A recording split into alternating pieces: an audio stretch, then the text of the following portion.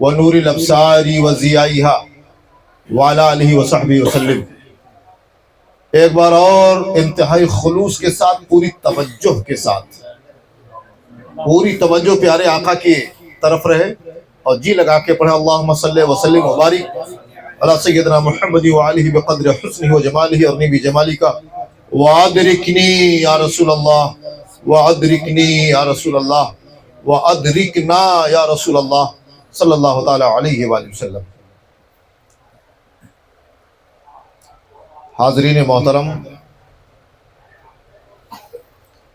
جیسا کہ ہم نے آپ حضرات کے سامنے قرآن عظیم کی بہت مشہور ایک آیت پڑھی ہے، اللہ تعالی کا یہ جو کلام ہے قرآن، تو قرآن کے بیچ میں، ہمارے اور قرآن کے بیچ میں جو رابطہ ہے وہ ہمارے نبی کا رابطہ ہے۔ قرآن اللہ نے بھیجا اپنے نبی کے پاس اور نبی نے دیا اپنی امت کو۔ اللہ کے یہاں سے چلا تو سینہ احمدی اور چشمہ محمدی میں آیا،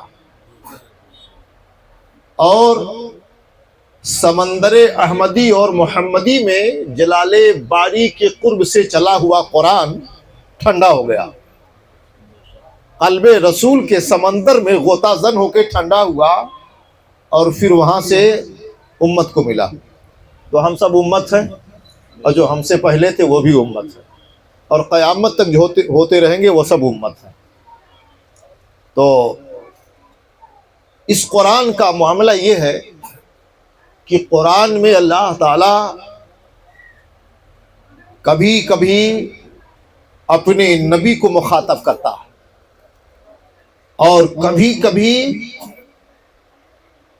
پوری مخلوق کو مخاطب کرتا ہے۔ جیسے یا ایھا الناس، تو یا ایھا الناس جب اللہ کہتا ہے قرآن میں، تو اس میں سب آ جاتے ہیں، جتنے قبیلے ہیں، جتنے مذہب کے لوگ ہیں، سب آ جاتے ہیں، گورے کالے سب آ جاتے ہیں۔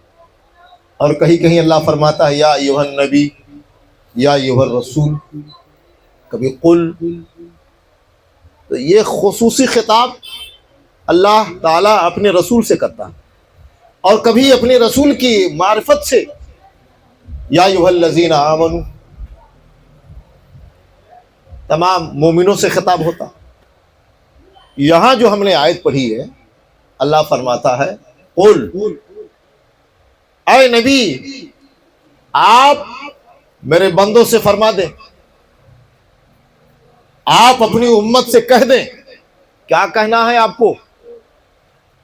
اِنَّ صلاتی، بے شک میری نماز، وَنُسُکی، اور ہماری تمام ایثار و قربانی، وَمَحْیَایَ، اور ہماری زندگیاں، جو ہمارا جیون چل رہا ہے، جو سانسیں چل رہی ہیں، وَمَحْیَایَ، اور ہماری زندگی، وَمَمَاتِی، اور ہماری موت، للہ رب العالمین، سب کچھ اللہ کے لیے۔ یعنی عبادت، ریاضت، ایثار، قربانی، تقوی، پرہیزگاری، زندگی، موت، یہ تمام اجزاء، یہ ہم جتنا سب انجام دیتے ہیں سب اللہ کے لیے۔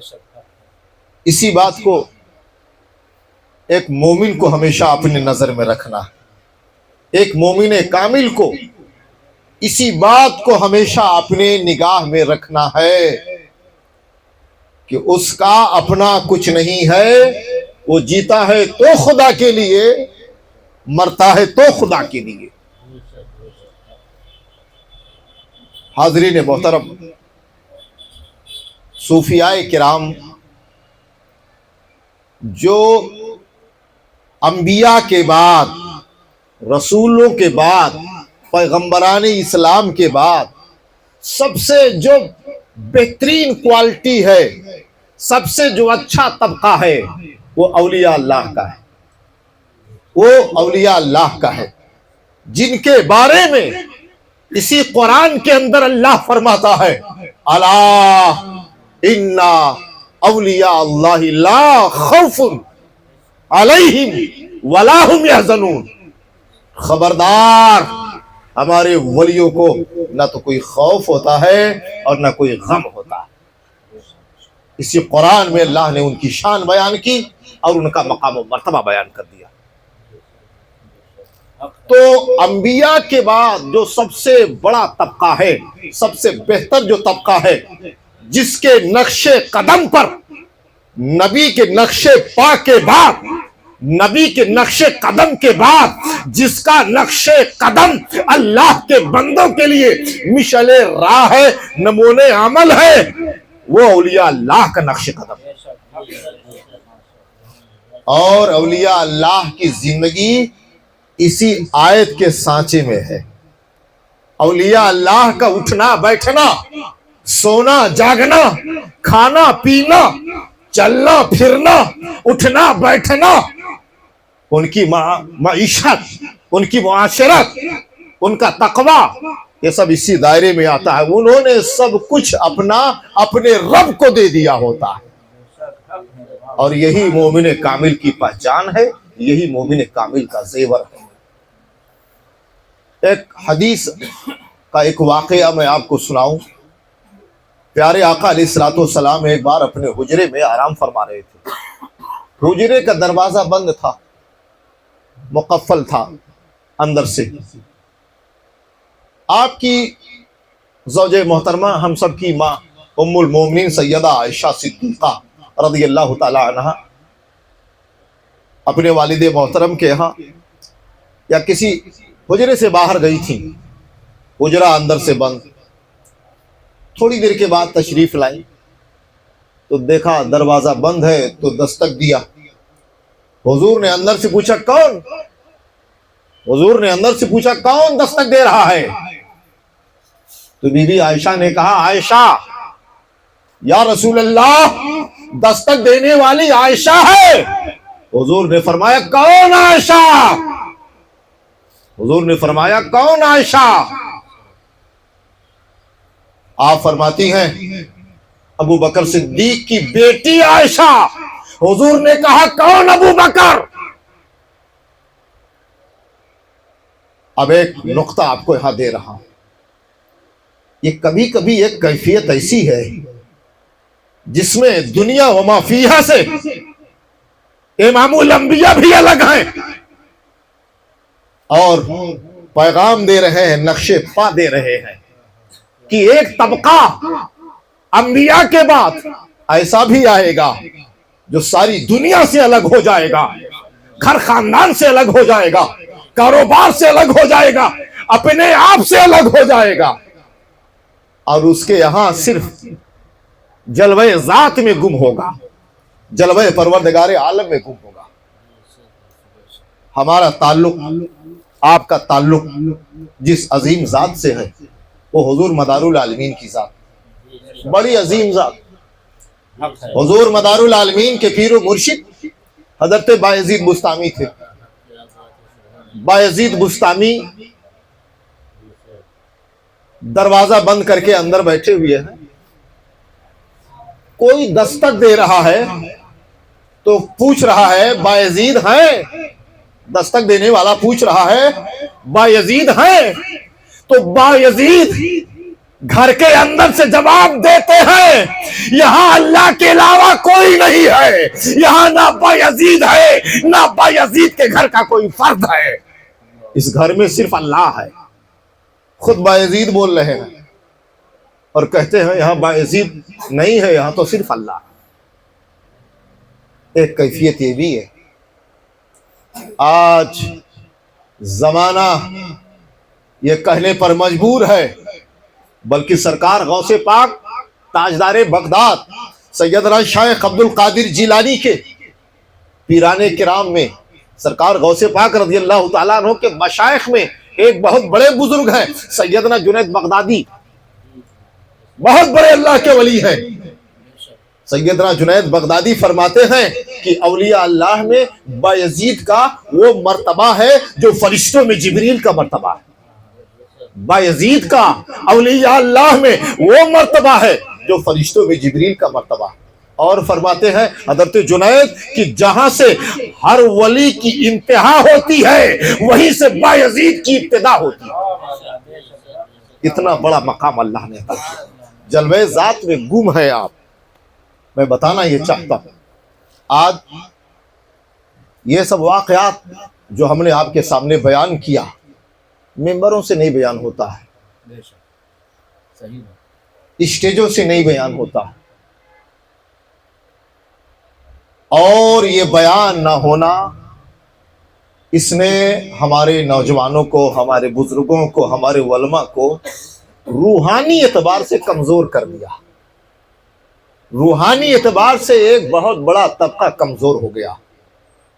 آج میرے عزیزوں، میرے پیاروں، ضرورت ہے کہ آپ کے اندر جو روحانی صلاحیت ہے، جو روحانی طاقت ہے، وہ مضبوط ہو۔ یہ فقیر، یہ غلام مدار العالمین، الحمدللہ اللہ کا شکر و احسان ہے کہ اس زمانے میں جبکہ روحانیت خال خال نظر آ رہی ہے، کہیں کہیں نظر آ رہی ہے، اس زمانے میں روحانیت کی احیاء کے لیے اپنے وسعت کے مطابق کوشش کر رہا ہوں میں، اور انشاءاللہ تعالی یہ سفر ہم نے عزیز گرامی وقار خوگر طریقت جناب صوفی فرید احمد صاحب کے محبت میں ہم نے کیا ہے، اور انشاءاللہ تعالی میں آپ کو یقین دلاتا ہوں کہ روحانیت کی بنیاد آپ سب کے دلوں میں ڈال کے جاؤں گا یہاں سے انشاءاللہ۔ آپ سب کے دل کے اندر حلقہ فرید میں جتنے لوگ ہیں انشاءاللہ سب کے دل کے اندر روحانیت کی ایک بنیاد میں ڈال کے جاؤں گا، اور کوشش کروں گا اپنے مولا سے، التجا کروں گا اپنے رب سے، التجا کروں گا سامعات دعا سے، التجا کروں گا مجیبت دعوات سے کہ ہمارے فرید میاں صاحب اور ان کے حلقہ ارادت، ان کے حلقہ احباب کو اللہ تعالیٰ اس مخصوص طبقے میں شامل فرما لے، وہ نعمت عطا کر دے جو نعمت کبھی خواجہ خواجہ سیدنا معین الدین چشتی نے بانٹا تھا، کبھی سرکار مدار العالمین نے بانٹا تھا، اور سورت کی سرزمین پر کبھی سرکار خواجہ دانا نے بانٹا تھا۔ دو تین باتیں اور میں آپ کے گوش گزار کروں گا۔ صوفیاء کے بارے میں اتنا آپ جان لیجئے گا کہ اگر تصوف کا رنگ آپ پر چڑھ گیا، اگر تصوف کا سیم کارڈ آپ کے دل میں آ گیا تو یہاں نیٹ ورک مدینہ منورہ سے، کربلا شریف سے، نجف اشرف سے آنے لگتا ہے، کیونکہ تصوف ہی ایک ایسا واحد ذریعہ ہے جو اللہ کی رحمتوں کو اپنی جانب کھینچ لیتا ہے۔ اور تصوف بہت آسان ہے، سب سے آسان ہے، یہی سب سے آسان یہی ہے، بس ذرا سا آپ کو سوچنے کی تاخیر ہے۔ آپ نیت کریں گے اللہ تعالیٰ راستے آپ کے لیے ہموار کرتا جائے گا۔ سب سے پہلے آپ اس بات کو مد نظر رکھیں کہ پاکیزگی ہمیشہ آپ کی پہلی ترجیح ہو، آپ کبھی ناپاک نہ ہو، کبھی ناپاک نہ ہو، آپ پاکیزگی کے ساتھ ہمیشہ رہیں، اور نماز پنجگانہ کو تو آپ اپنے اس کا ترک کرنا اپنے اوپر ایک دم حرام ویسی ہی ہے، حرام اکبر ہے نماز کا ترک کرنا، لیکن آپ اپنے آپ کو مزید پابند کر لیں کہ ہم آج کے بعد سے انشاءاللہ نماز نہیں چھوڑیں گے، آج کے بعد سے نماز نہیں چھوڑیں گے۔ آپ کا یہ اپنا ارادہ ہونا چاہیے، آپ کا اپنا عزم ہونا چاہیے۔ اگر آپ کو تشفی نہیں ہے کہیں کسی ایسی جگہ پہ، آپ دوسری جگہ کا انتخاب کر لیں، لیکن آپ نماز پڑھیں، آپ نماز کو ترک نہ کریں۔ جہاں موقع مل جائے آپ نماز میں کھڑے ہو جائیں، بس جو ضروری مسائل ہیں اس کا آپ کو دھیان رکھنا ہے، باقی نماز آپ کو نہیں چھوڑنا۔ اور نماز کے بعد آپ دعا مانگتے ہیں تو اس دعا میں بھی کہیں یا اللہ ہمارے اندر وہ نور ڈال دے جسے نور تصوف کہا جاتا ہے، جسے نور ولایت کہا جاتا ہے، جس کو نور معرفت کہا جاتا ہے، جسے نور حقیقت کہا جاتا ہے۔ اللہ سے بھی آپ یہ التجا کریں۔ بہت اللہ سے بیمار ہو تو شفا مانگو، اگر کاروبار نہیں تو کاروبار مانگے، روزی روزگار نہیں تو روزگار مانگا۔ آپ نے کیا کبھی اللہ کا نور مانگا؟ کیا اللہ کی محبت مانگی؟ کیا نماز سے عشق مانگا؟ اگر نہیں مانگا تو مانگنا شروع کر دو، انشاءاللہ آپ کا نقصان نہیں ہوگا، آپ کا فائدہ ہی فائدہ، آپ کا فائدہ ہی فائدہ۔ اور صدق مقال یعنی سچ بولنا، طہارت، نماز کی پابندی اور صدق مقالی، ہمیشہ سچ بولنا، ہر حال میں سچی بات بولنا، جھوٹ سے پرہیز کرنا، جھوٹ سے دور رہنا، کیونکہ تمام بے شمار بیماریوں کی جڑ جھوٹ ہے، تو جھوٹ سے آپ کو بچنا انتہائی لازم ہے۔ اور چوتھا، صوفیاء کرام نے فرمایا رزق حلال، عقل حلال، رزق حلال، کسی کو دھوکہ دے کر، کسی کا دل دکھا کر، کسی پر ظلم کر کے مال نہ کمایا جائے، روپیہ نہ کمایا جائے، بلکہ جو آپ کمائیں حلال طریقے سے، جائز طریقے سے، شرعی طریقے سے، یعنی آپ ادخلوا فی السلم کافہ، اسلام میں مکمل داخل ہو جائے، اسلام میں آپ مکمل طریقے سے داخل ہو جائے۔ ہمارے حضور کو آئے ہوئے 1500 سال پورا ہو گیا، 1500 سال پورا ہو گیا، اور 1500 سال کے بعد بھی اگر حضور کی امت اسلام میں پورا کی پورا داخل نہ ہوئی ہے تو یہ بڑے افسوس کا مقام ہے۔ اور بزرگوں نے فرمایا ہے کہ جس گھر پر پردہ لگا کے رکھو تاکہ کہیں بے نمازی کی نظر نہ پڑ جائے، یعنی گھر کے اندر بے نمازی کی نظر نہ آ جائے، ورنہ برکت ختم ہو جاتی، برکت ختم ہو جاتی ہے۔ اب جس گھر میں خود پورا گھر بے نمازی ہو تو اس گھر میں راحت کہاں سے آئے گی؟ اس گھر میں راحت کہاں سے آئے گی؟ اور نماز پڑھنا کتنا آسان ہے، کس نے کہا سخت ہے، کس نے کہا مشکل ہے؟ نماز پڑھنا انتہائی آسان ہے۔ ذرا نماز پڑھ کے تو دیکھو، ذرا نماز سے محبت مانگ کر کے دیکھو۔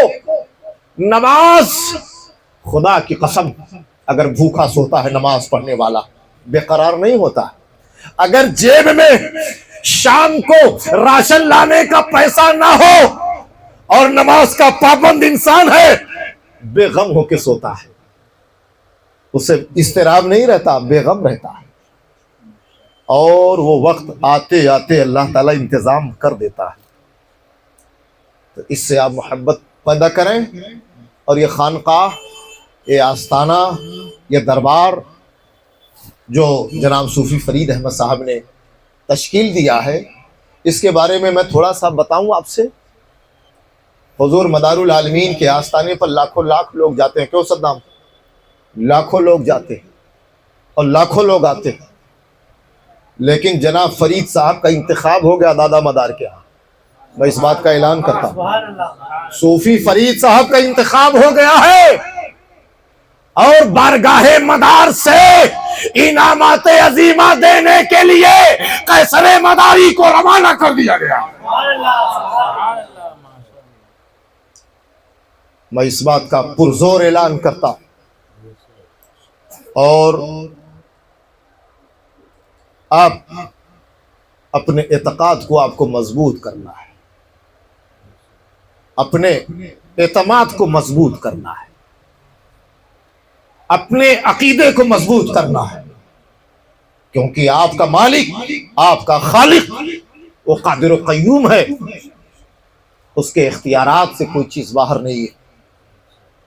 انشاءاللہ تبارک و تعالی یہ مجلس اول ہے اور اسی میں انشاءاللہ تعالی آپ کو اب میں ذکر کراؤں گا، باقی نشست، روحانی نشست اور بھی ہوگی تو اطلاع کر دیا جائے گا۔ ابھی میں آپ کے سامنے، آپ کے درمیان جو ذکر کرواؤں گا اس ذکر کو پوری توجہ کے ساتھ آپ کو کرنا ہے۔ بڑا آسان ذکر ہوگا انشاءاللہ، بس یہ سمجھیے گا کہ آپ کی نظر بند ہو، آپ کی آنکھ بند ہو، سر جھکا ہو یا نہ جھکا ہو، آپ کے دل کی آنکھ کھلی ہو، آپ کے دل کی آنکھ کھلی ہو، اور جب میں دعا کروں گا تو آج یہ سوچ کے جانا کہ انشاءاللہ یہاں سے زندگی بدل کے جاؤ گے۔